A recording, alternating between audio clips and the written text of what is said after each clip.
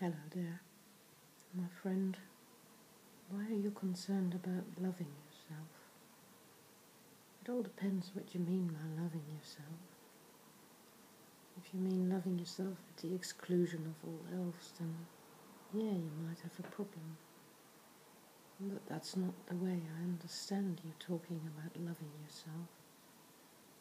What you seem to be worried about is whether you can feel you're worthy of love, whether you feel you're lovable, whether you feel you can actually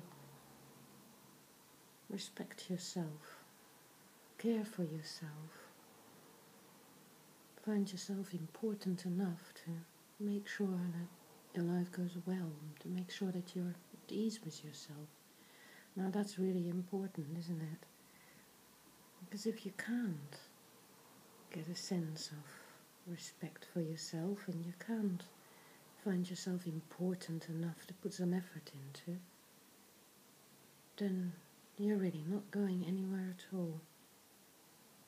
So, self-love, if it is that, to be able to focus on yourself, to be able to know that it's important to look after yourself, to be able to know that it's very important to reflect on yourself, on your actions, on the way you represent yourself, the way you present yourself to other people,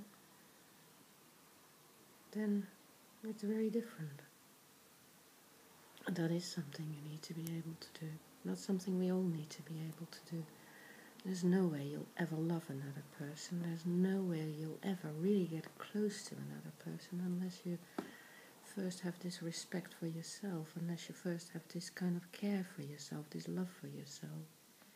And that's not a one-off. That needs to happen over and over again. You need to just get used to it. It's the priority.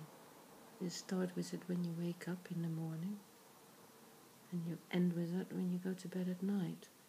And if you're at ease with yourself, and you have a good conscience about yourself, and you have respect for the way you live, and what your principles are, what your beliefs are, what your objectives are, then you'll do well.